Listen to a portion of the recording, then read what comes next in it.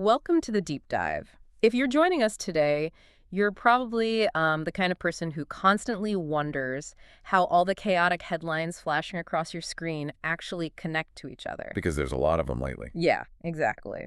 Well, you're in luck because today we are taking a massive stack of political and cultural commentary drawn straight from the YouTube channels Vaush and the Vaush Pit, and we are going to connect those dots for you. It's quite a stack, too. It really is. Our mission for this deep dive is to unpack some wildly different stories.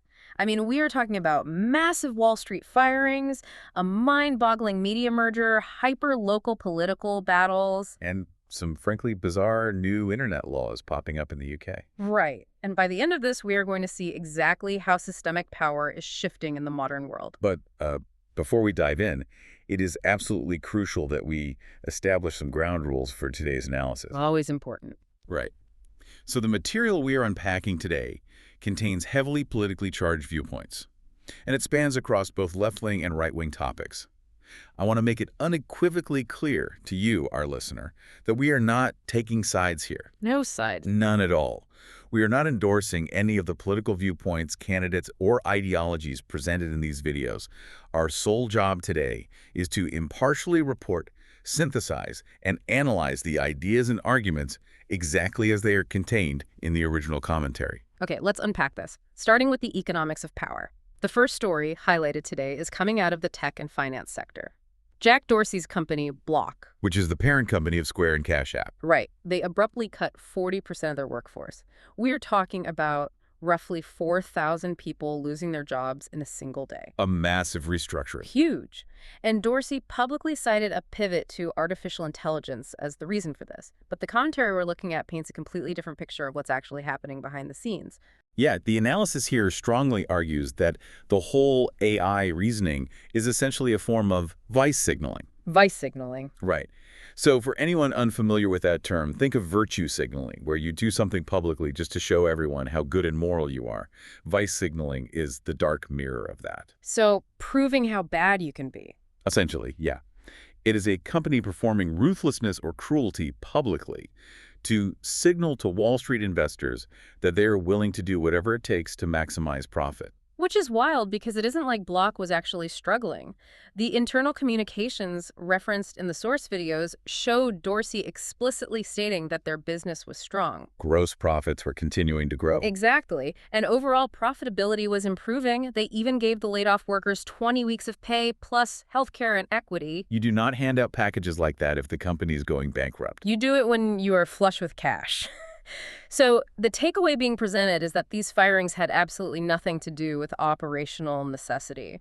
Precisely. The argument is that it was a speculative move designed purely to boost the stock price.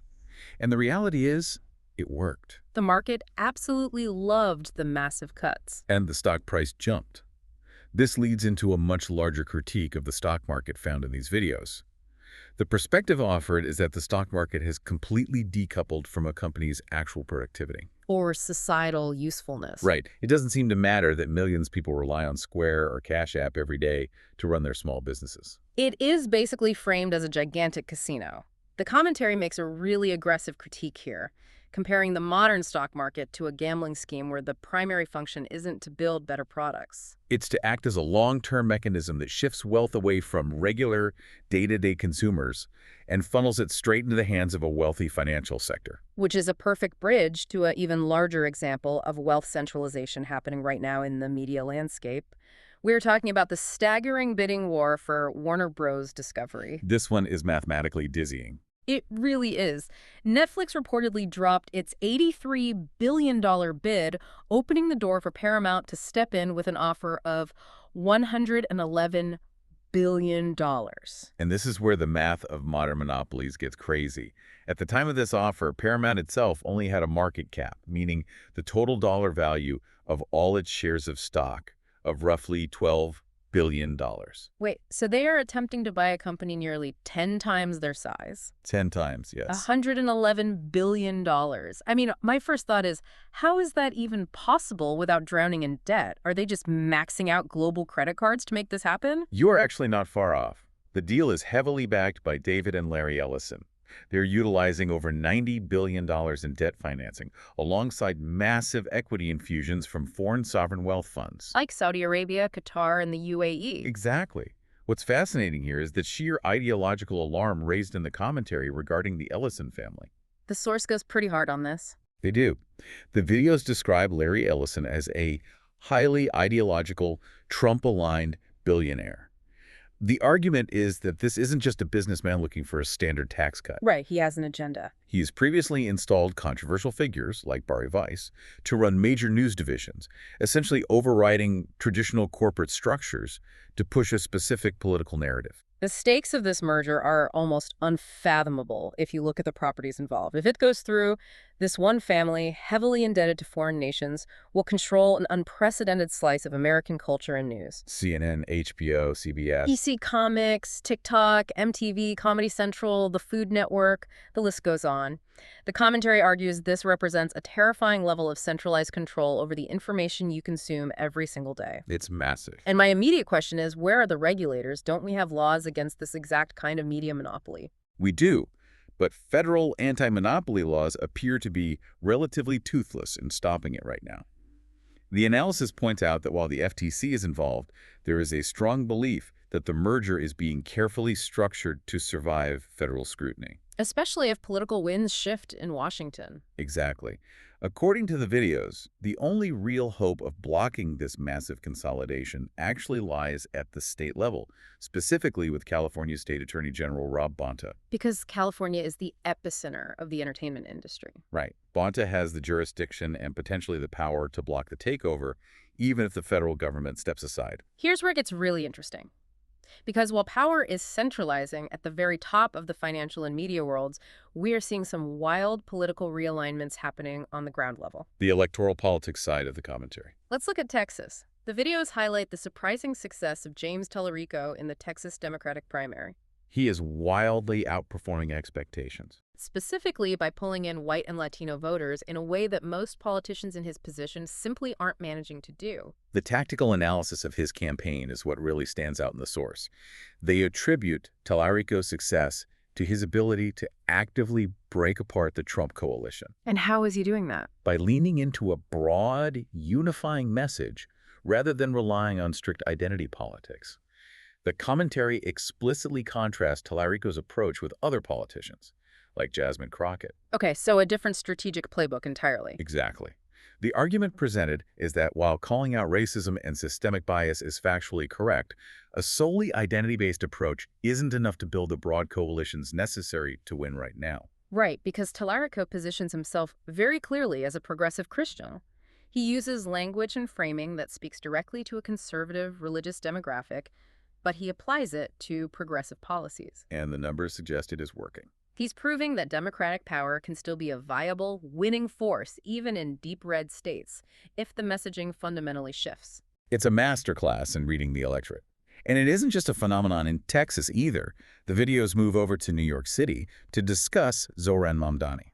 The source points out a political trajectory here that is so rare it almost sounds like fiction. A politician whose popularity is actually soaring after taking office? Which never happens. Normally, a politician makes big promises, gets elected, immediately compromises, and their approval rating tanks. But by late 2025, Mamdani had reached a plus 48 net favorable rating in New York City. To give you some context on how absurdly high that is, the videos note he is vastly outperforming his predecessors like Eric Adams and Bill de Blasio. And it isn't just a localized city trend. Statewide, he sits at a plus 16 net favorable rating. That makes him more popular than established statewide figures like Senator Kirsten Gillibrand or Governor Kathy Hochul. And the secret to this gravity-defying popularity, according to the analysis, it's shockingly simple. He's actually keeping his campaign promises. He ran on a platform of freezing rent, and prediction markets currently give it an 81% chance that he actually pulls it off. He commands intense media attention, sticks stubbornly to his platform, and surprisingly, the commentary notes that this specific style of unwavering politics has even earned him admiration from Donald Trump. It really shows that voters across the entire spectrum are starving for authenticity and follow-through. They will reward politicians who actually use their power to keep their word. But while politicians in New York are using their power to try and freeze rent, state governments elsewhere are using their legislative power in much more invasive ways. Let's look at Kansas, where authenticity of identity is actively being legislated against. The videos delve into a startling situation there. The Republican supermajority overrode a governor's veto to immediately enact a law targeting transgender residents. It requires that driver's licenses reflect the sex assigned at birth. Right, effectively revoking the valid licenses of trans people across the entire state. Looking at the breakdown of this law, the commentary points out two major flaws.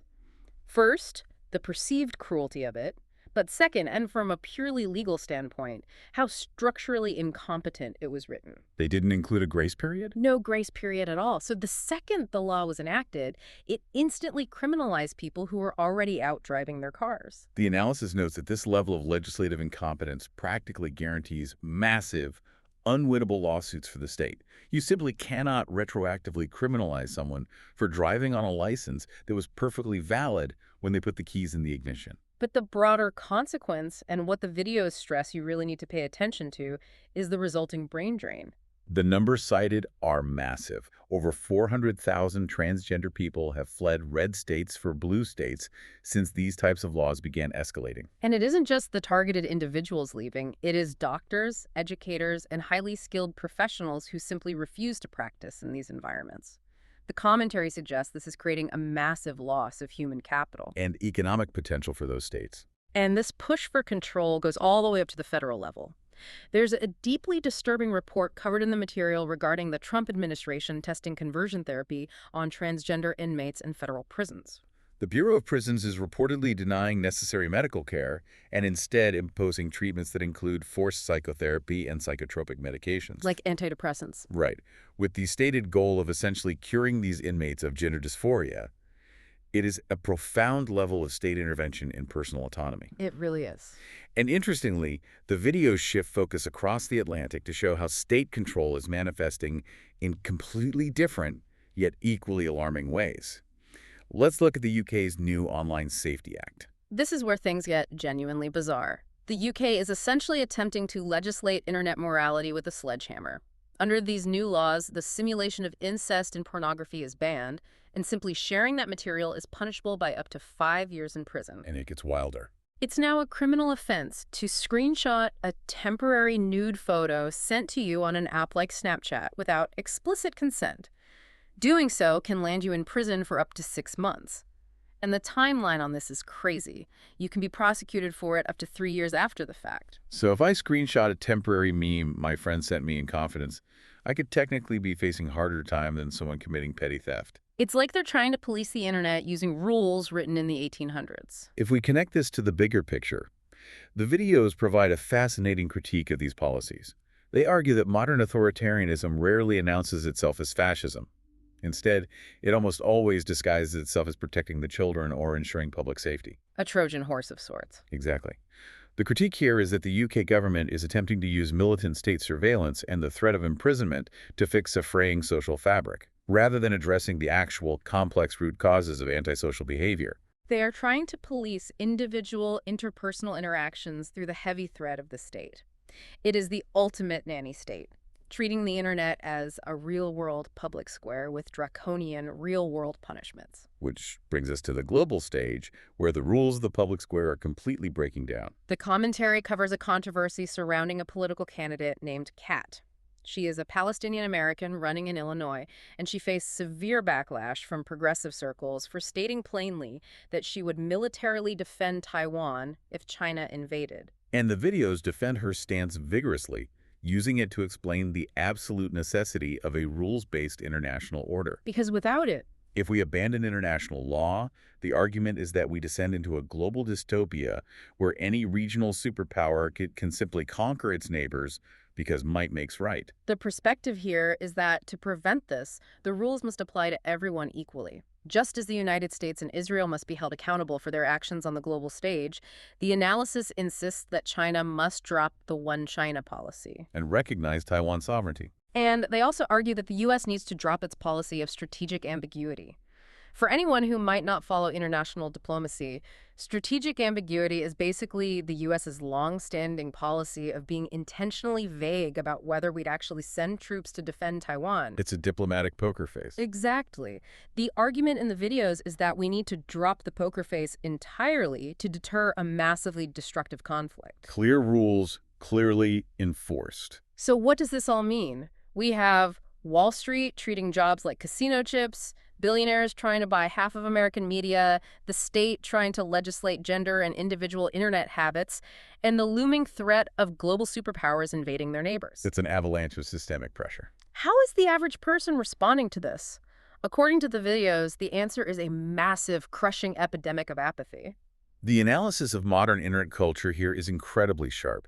They use a controversial tweet from political commentator Anna Kasparian, where she used the term goyim in a way that mirrored anti-Semitic tropes as a prime example of that vice signaling concept we discussed earlier.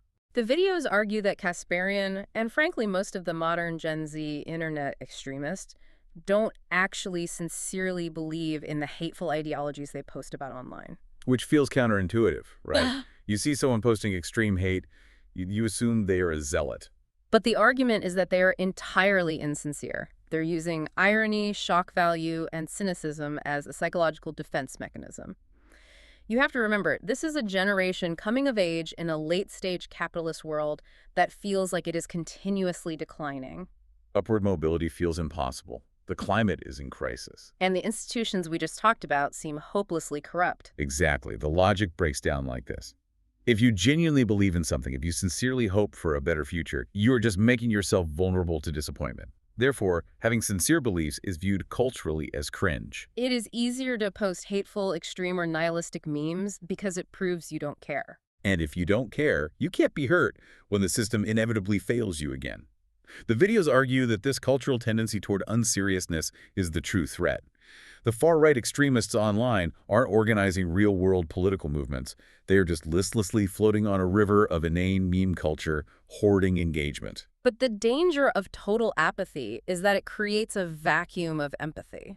If you detach from the real-world consequences of your belief, you will casually advocate for mass suffering purely as an abstract joke. And that brings us right back to you listening right now. We've covered a lot of ground today, whether it is Jack Dorsey casually tossing 4,000 jobs into the speculative void to bump up a stock ticker, the Ellison family maneuvering to buy up the very news networks that report on them, Politicians actively trying to dictate personal identities, or governments threatening prison time for a screenshot.